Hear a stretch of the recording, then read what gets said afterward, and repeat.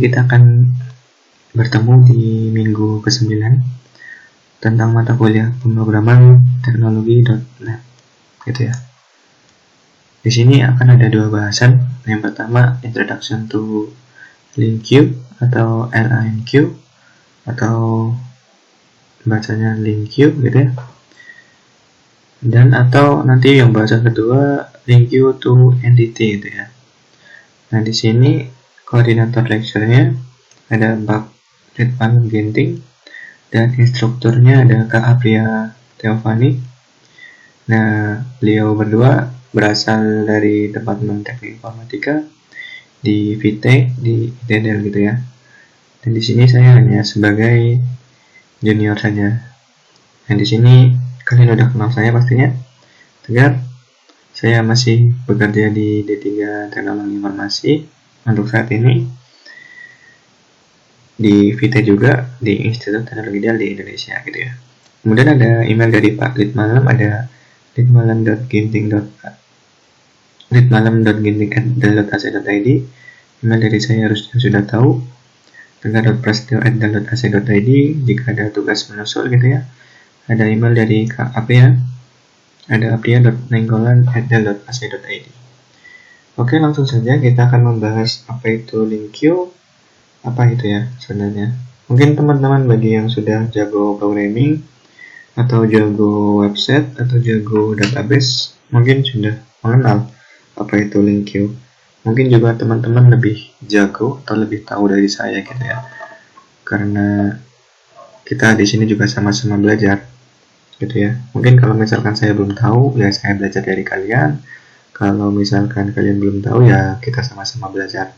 Karena di sini tujuannya adalah semoga kita berkembang bersama gitu ya. Kemudian ada apa yang akan dibahas di dalam bahasan kali ini tentang Introduction to LINQ adalah yang pertama jelas apa itu LINQ. Kemudian kita akan membahas review materi-materi yang udah diberikan sebelumnya terkait review variabel, review apa itu property udah tahu ya terkait private dan protected gitu mungkin. Ada object initializer, ada object collection, ada anonymous type, apa itu attention method, review lambda expression terusnya udah diberikan. Kemudian ada built-in LINQ syntax, dan yang terakhir di bahasan Introduction to LINQ kali ini ada LINQ query syntax dan query expression gitu ya. Kemudian yang pertama sih apa itu LINQ? Jadi LINQ ini sebenarnya adalah singkatan dari Language Integrated Query gitu ya. Language. Kenapa sih LINQ ini ada gitu ya? Nah sebenarnya LINQ ini ada sejak LINQ ini adalah fitur yang sudah ada sejak kalau nggak salah .NET Framework yang versi ke 3.5. Ini kan sekarang yang 2021 kayaknya udah .5 masalah kan. Nah, di sini kenapa sih LINQ itu ada? Jadi sebenarnya itu ada karena awal mulanya itu banyak developer itu memanipulasi data dengan cara pandang yang berbeda. Misalkan kalau kita untuk memanipulasi database, kita kan harus memahami sintaks yang namanya sintaks SQL gitu ya. Kalau kita ingin memanipulasi XML, kita membutuhkan sintaks misalkan query gitu ya, dan lain-lain gitu ya. Nah, jadi latar belakanglah itu yang akhirnya muncullah si LINQ ini untuk membantu si developer dari berbagai pemahaman tadi. Jadi bisa dikatakan LINQ ini merupakan sebuah metode yang memudahkan dan menseragamkan cara pengaksesan data gitu ya. Karena tadi seorang developer mungkin memiliki skill yang berbeda-beda untuk melakukan aktivitas pembuatan sebuah aplikasi gitu ya. Jadi secara garis besarnya adalah LINQ ini merupakan sebuah ekstensi pada .NET Framework yang mencakup deklarasi query, set, dan transformasi language integrated gitu ya. Biar lebih paham kita akan lebih melihat contoh link queue di program sederhana. Namun di sini kita akan melihat yang tanpa link queue dulu. Kita akan membuat sebuah program sederhana tentang mengecek bilangan genap, gitu ya. Kita mempunyai sebuah kelas program dengan metodenya main. Kita mengecek variabelnya namanya set number.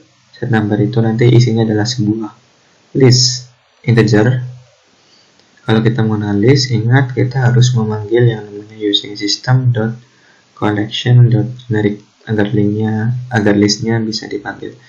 Dan di sini variabel set number itu isinya list integer yang isinya adalah bilangan bulat. Ada 1, 2, 3 sampai bilangan 10 gitu ya.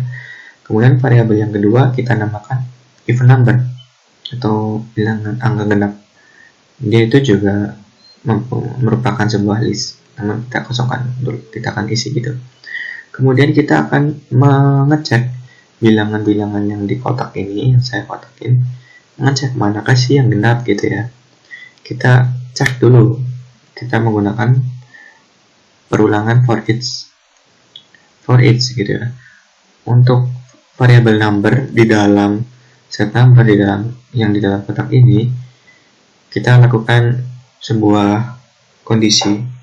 Jika numbernya yang di dalam set number ini itu habis dibagi 2 atau 0, ini modulus 2 nya sama dengan 0 atau habis dibagi 2 gitu ya, maka si variabel even numbernya itu akan ditambahkan bilangan yang genap tadi yang didapat dari kondisi ini. Jadi ya, misalkan di sini 1 itu kan nggak habis, berarti nggak ditambahkan. Kita masuk ke 2 itu kan habis dibagi 2 gitu ya, berarti nanti even numbernya listnya akan bertambah 2 ke sini. Kemudian kita perlu menampilkan, udah disimpan, kita ditampilkan. Cara menampilkan, kita menggunakan perulangan lagi for each. Untuk variabel number yang ada di dalam variabel even number tadi yang udah diisi, kita printkan console.writeLength number, berarti nanti isinya adalah 2, 4, 6, 8, 10 gitu ya. Ini nanti akannya hasilnya seperti ini gitu ya, paham ya. Ini kalau tanpa link queue, atau ini cara yang biasa. Cara yang biasa ini adalah kita mengecek semua kemungkinan ini. Tapi kalau dengan link queue kita bisa mengecek tertentu saja gitu ya. Contohnya gimana? Seperti ini. Kalau pakai link queue, nah seperti ini. Untuk mengecek bilangan angka genap dengan link queue, kita di sini mempunyai kelas program, kita mempunyai metode main. Metode main ini sama seperti tadi, isinya adalah variabel set number dengan isinya adalah list. Di sini jangan lupa kalau kita menggunakan list, kita menggunakan using system.collection.generic. Dan kita panggil system.linkqueue. Nah, kita akan memakai metode link queue gitu ya. Kemudian bedanya di sini adalah yang tadi ada di sini. Kita buat variabel even number atau angka genapnya diambil dari number yang ada di set number ini yang habis dibagi 2. Berarti kita langsung pilih 2, 4, 6, 8, 10 gitu. Kita select numbernya menggunakan ini link queue-nya sebenarnya. Link queue-nya. Kemudian ini langsung tertentu gitu kan. Kita langsung menentukan bilangan yang tadi tertentu. Ada 2, 4, 6, 8, 10. Karena di sini where number, bilangan number yang habis dibagi 2, kemudian select number gitu ya. Kemudian kita tampilkan perulangan tadi, var number yang ada di variabel number even number ini, kita tampilkan number itu nanti hasilnya 2, 4, 6, 8, 10 gitu ya. Nanti hasilnya akan sama. Nah, ini akan lebih cepat mana? Yang pertama atau yang tadi? Tentunya akan lebih cepat dalam proses pemrograman, akan lebih cepat menggunakan yang link queue ini. Mungkin kalau dari kacamata awam gitu ya, oh yang pertama itu sama aja, kita menggunakan for each. Yang dengan link queue kita juga sama menggunakan for each. Nah, bedanya itu sebenarnya kalau yang pertama for each-nya itu kita ambil semua, ini kita mengecek semua gitu ya, semua data dicek. Tapi kalau kita menggunakan LinkU, kita bisa mengecek yang tertentu aja yang kita inginkan.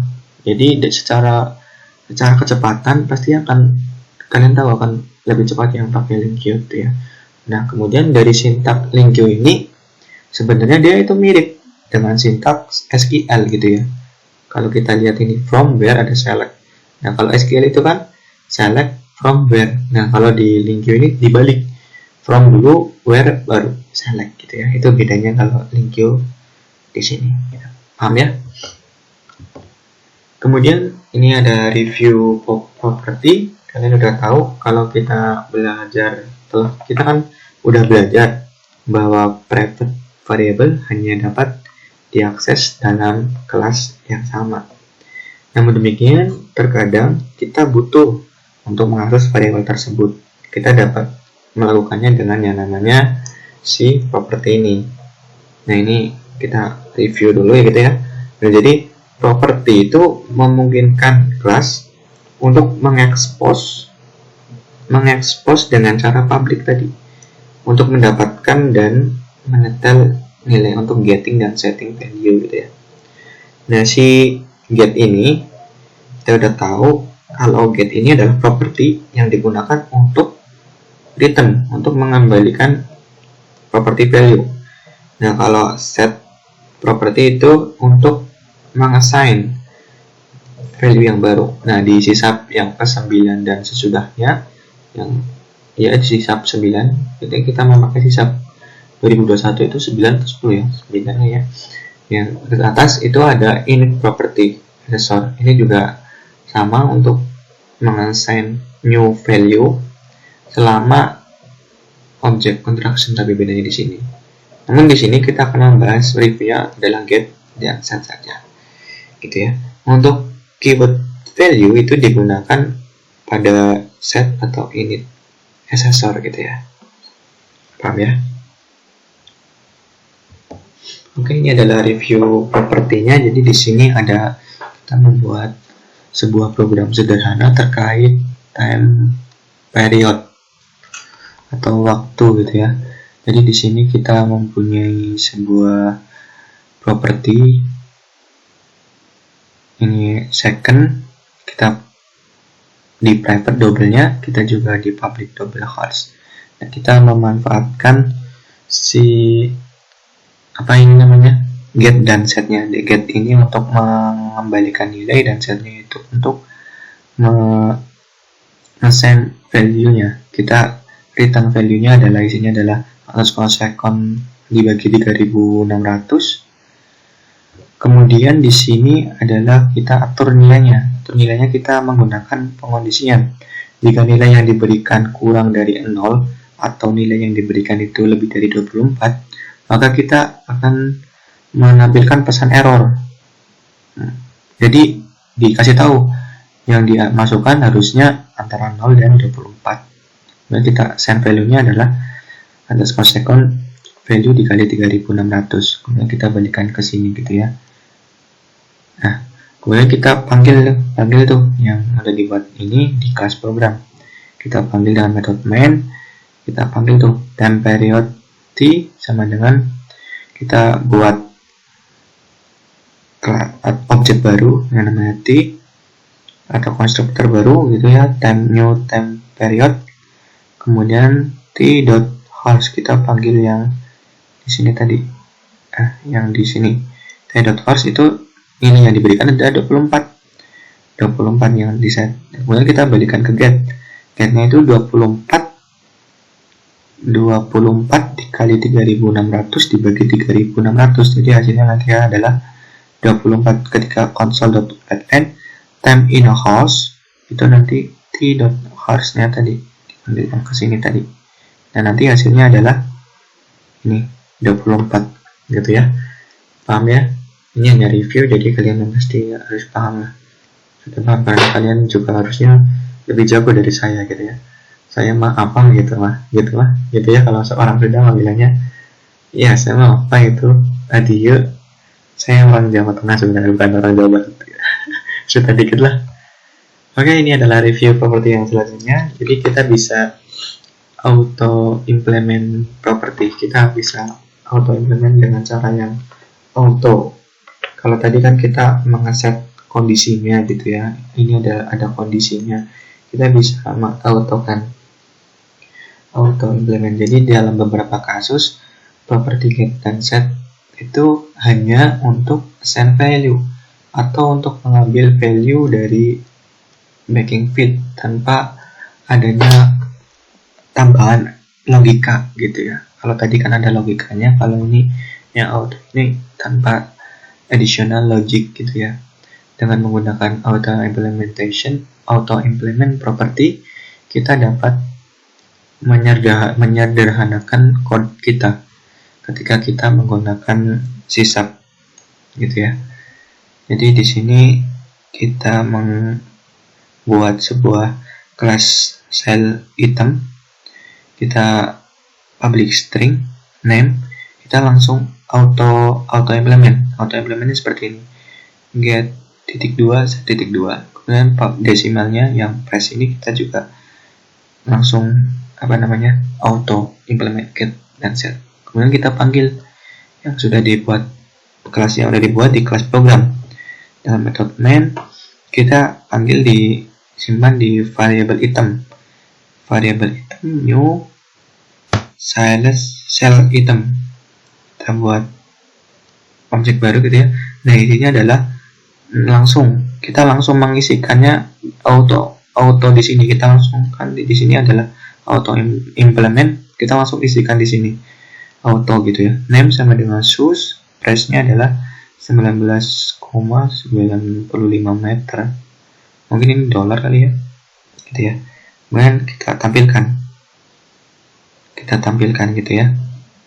Kita tampilkan nanti hasilnya cell for item.name itu kita ambil dari sini source, kemudian cell for-nya price-nya kita ambil yang dari sini yang udah di auto implement tadi, masuk ke sini gitu ya. Paham ya? Semoga masih paham, karena ini cuma review gitu ya. Kemudian di sini ada objek initializer gitu ya. Kita sebenarnya dapat menggunakan objek initializer untuk menginisialisasi tipe objek secara deklaratif tanpa secara eksplisit, memanggil konstruktor untuk tipe tersebut gitu ya. Jadi di sini adalah ini yang cara biasa sebenarnya, cara biasa. Kalau nanti kita bedakan dengan objek initializer. Kalau cara biasa misalkan kita membuat sebuah kelas public produk gitu ya, yang isinya 3 parameter, id yang string, name itu masih string, kita cost-nya itu kita set integer gitu ya. Kemudian kita atur public semua, product id-nya ini menggunakan auto implement tadi, auto implement property. Kita juga product, kita buat public semua, product id, product name, dan unit cost. Dan product id-nya itu yang udah didefinisikan. Product id itu sama dengan id yang di sini, product name-nya itu sama dengan di sini, unit cost-nya itu yang cost di sini gitu ya. Kemudian kita ingin membuat mereka semua to string gitu ya. Nanti kita tampilkan ini ke lambda expression, kita tampilkan product id ditambah product name ditambah unit cost gitu ya. Nah, di sini kita panggil yang udah dibuat kelas tadi, kita panggil di kelas program. Kita menggunakan metode main. Kemudian ini yang cara biasa ya. Yang cara biasa misalkan kita menginitiate objek baru namanya produk, new product di sini. Nah, kita pengen isi, kan kita tadi yang udah di auto implement tadi yang get set gitu ya. Jadi kita bisa langsung isi. Jadi produk id yang ini kita isi langsung 1 2 3 4. Ingat yang ini adalah string. Tadi kan kita set string di sini ya. Di mana? Di sini kita set string. Jadi di sini adalah string. Walaupun ini sebenarnya integer, tapi di awal kita udah set string, ya udah kita set string gitu ya. Dan produk.name-nya juga string, echo spot, dan produk.unit cost-nya itu adalah integer. 250.000 gitu ya. Ini cara biasa kita membuat dan memanggil yang udah di sini dengan cara biasa. Kemudian kita console.writeLine. Kemudian kita panggilnya adalah outputnya seperti ini. Gitu ya, paham ya? Kemudian kalau dengan objek initializer itu gimana bedanya dengan si yang ini, yang cara biasa? Kalau cara biasa kan produk ID sama dengan 1 2 3 4, produk name sama dengan echo spot. Nah, kalau cara yang objek initializer itu langsung saja produk ID yang udah di set di sini, produk ID langsung saja sama dengan 1 2 3 4. Produk name yang udah di set di sini langsung sama dengan echo spot gitu ya. Kemudian produk unit cost-nya langsung sama dengan ini. Kemudian sama, kita tampilkan hasilnya akan sama. Bedanya apa? Bedanya ya di sini aja bedanya. Yang produk dot, kalian bebas mau pakai produk dot sama dengan ID atau langsung saja tulis produk ID sama dengan berapa nilainya gitu ya. Nah, di sini bedanya adalah di penulisan saja di sininya. Di sininya langsung isinya gitu ya. Gitu ya. Kalau ini kan sebuah objek gitu ya. Kalau yang di sini langsung isinya nilainya, itu objek initializer. Nah, kemudian ada objek initializer with anonymous type with apa itu. Jadi meskipun objek initializer itu dapat digunakan dalam konteks apapun, objek initializer ini sangat berguna dalam ekspresi query sebenarnya ini kalian tahu aja lah. Kalau misalkan menggunakan anonymous type itu langsung saja var produknya sama dengan langsung set isinya seperti ini. Coba kalian run gitu ya di program kalian, nanti hasilnya akan berbeda. Walaupun hasilnya tetap nilainya yang ini, tapi secara tampilan mungkin akan berbeda. Namun secara garis besar kalau kita menggunakan anonymous type itu langsung saja var produk sama dengan new, langsung isinya gitu ya. Kemudian ini adalah yang materi berikutnya adalah extension method. Apa itu extension method? Jadi extension method itu memungkinkan kita untuk metode ke tipe yang ada tanpa membuat tipe turunan baru. Jadi extension method itu memungkinkan kita untuk menambahkan metode yang baru tanpa membuat tipe turunan baru, mengkompilasi ulang atau memodifikasi original tab. Nah, extension method ini perlu digarisbawahi. Extension method ini adalah sekumpulan extension method ini merupakan static method gitu ya. Static method. Jadi di sini misalkan kita akan menambahkan yang tadi, kita tambahkan program yang tadi ini, kita tambahkan extension method, class extension class gitu ya. Kita tambahkan class extension class. Ini kita membuat extension method. Yang di sini ingat, extension method itu nanti kita tambahkan adalah yang merupakan static method. Kemudian kita atur tambahannya apa gitu ya. Tambahannya adalah kita set static string uppercase this product P.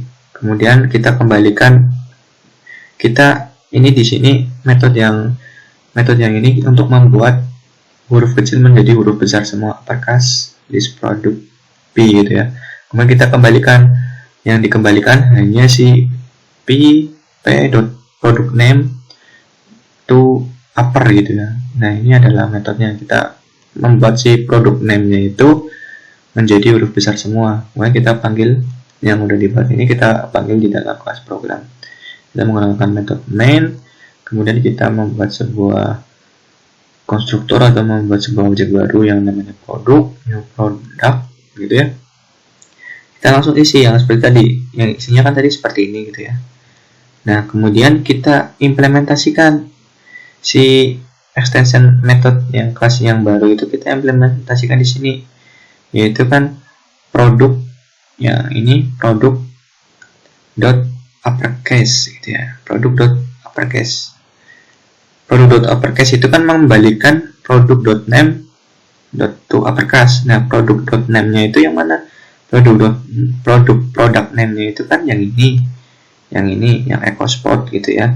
Nah, yang EcoSport ini di dot to upper berarti huruf kecil ini atau huruf besar kecil ini, E-nya besar, C-nya kecil, O-nya kecil ini to upper semua, dijadikan huruf besar semua gitu ya.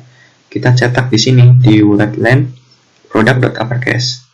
Nah, kita cetaklah, hasilnya adalah EcoSport gitu ya, jadi besar semua gitu. Paham ya? Kemudian berikutnya adalah lambda expression. Kalian udah tahu pastinya lambda expressionnya adalah simbolnya adalah seperti ini. Kalau di buku itu, kalau kalian baca buku ya, dia itu dibaca itu goes to, yang mengekspresikan, merepresentasikan body of function gitu ya. Nah, si lambda expression ini biasa dipakai dengan delegate atau sebuah kelas gitu ya. Contohnya adalah seperti ini review lambda expression. Kita membuat sebuah kelas program, kita delegate, yang namanya delegate uppercase, itu membuat sebuah program untuk mengubah huruf kecil menjadi uppercase, menjadi huruf besar, dengan parameternya adalah satu inputan string, dengan return value-nya adalah nanti mengembalikan nilainya adalah string. Ini inputnya, parameternya input string gitu ya. Kemudian kita panggil itu, kita menggunakan metode main. Kemudian kita buat, kita di sini ke sini dulu, kita ada dua metode ya, metode main dan metode print output. Nah, print output ini memiliki dua inputan atau dua parameter, yaitu input yang bertipe string dan ada si delegation ini. Delegationnya itu adalah sebuah delegate uppercase yang ini, yang udah didefinisikan delegate ini gitu ya. Kemudian dalam metode ini kita panggil di wordlen the text you inputkan, masukkan inputnya, kamu harus masukkan input gitu ya, yang isinya adalah input, kita cetak di sini, input yang ini kita cetak di sini. Kemudian yang kedua adalah console.writeLine, ubah yang udah di input itu menjadi uppercase. Si delegationnya ini kita cetakkan di sini, delegation input. Si delegationnya ini kan membuat huruf besar. Si inputnya ini kan belum tentu huruf besar semua.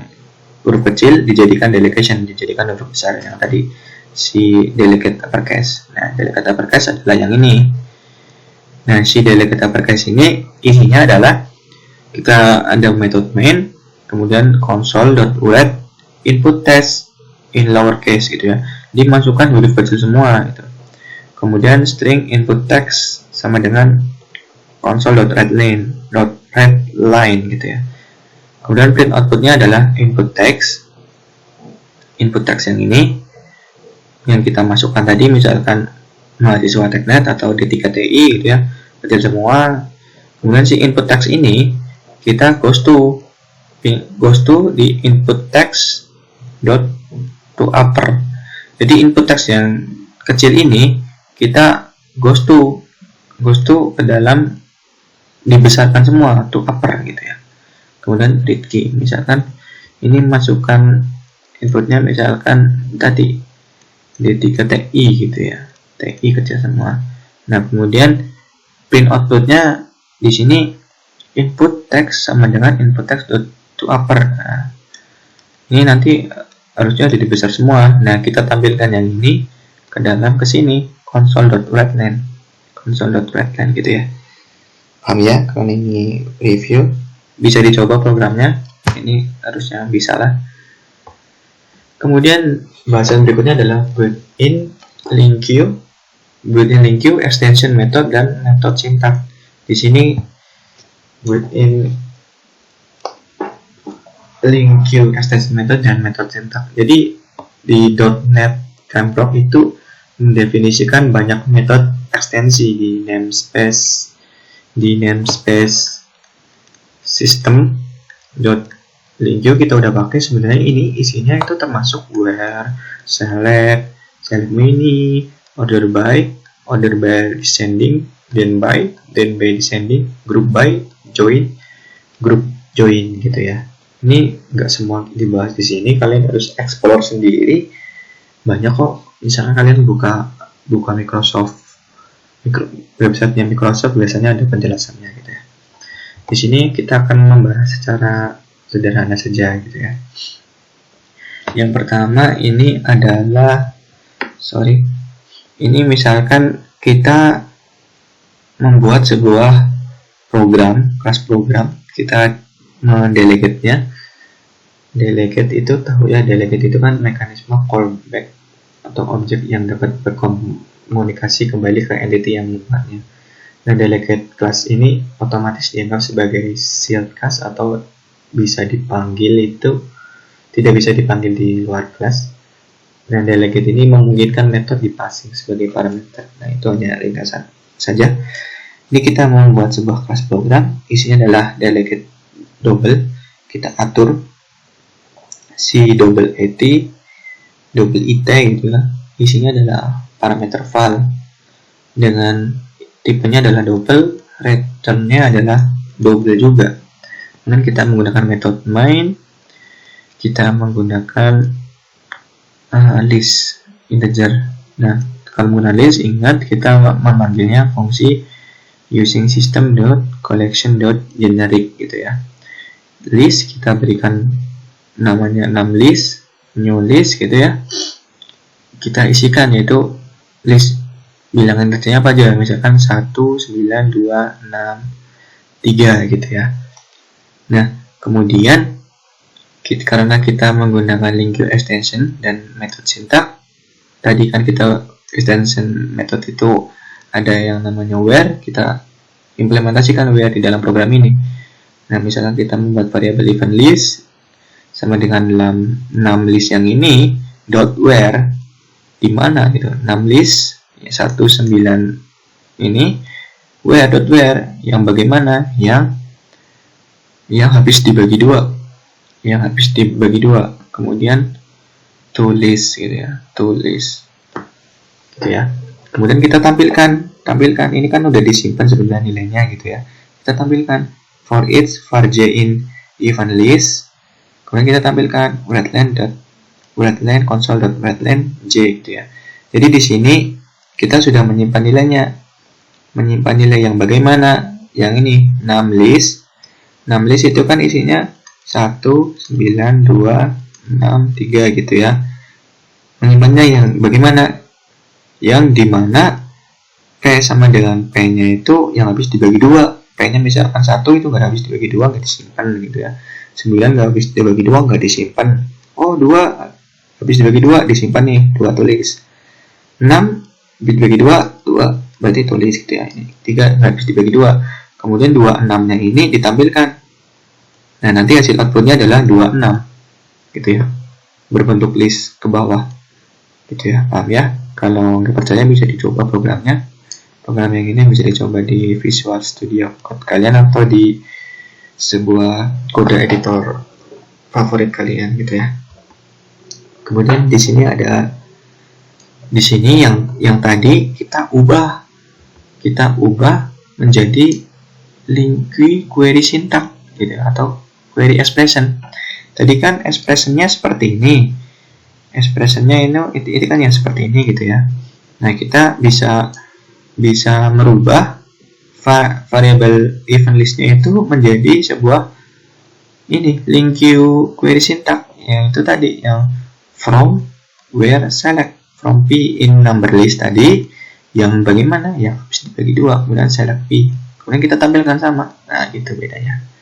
Jadi formulasi yang tadi yang ini kita bisa ubah menjadi seperti ini, menjadi link queue query syntax gitu ya. Kemudian contoh lagi biar lebih paham, di sini yang sebelah kiri adalah contoh di mana misalkan yang kita pilih x-nya itu yang lebih dari 2 dan x-nya yang kurang dari 9. Yang lebih dari 2 adalah 6, kurang dari 9, dan lebih dari 2 dan kurang dari 9 adalah 3 gitu ya. Nah, di sini nanti hasilnya adalah 63 outputnya. Kita perulangan. Nah, sintak yang ini kita bisa tulis menjadi sintaks, menjadi link query syntax menjadi seperti ini. From di dalam from m di dalam 6 list ini, di dalam list 6, di dalam 6 list yang isinya adalah list integer, where yang bagaimana yang lebih dari 2 dan kurang dari 9, kemudian kita select m, kemudian kita tampilkan, hasilnya akan tetap sama saja gitu. Ini hanya penulisan saja. Di sini adalah penulisan yang biasa. Di sini adalah link dengan menggunakan link query syntax gitu ya. Nah, kemudian di sini ada contoh lagi. Di sini misalkan kita membuat sebuah program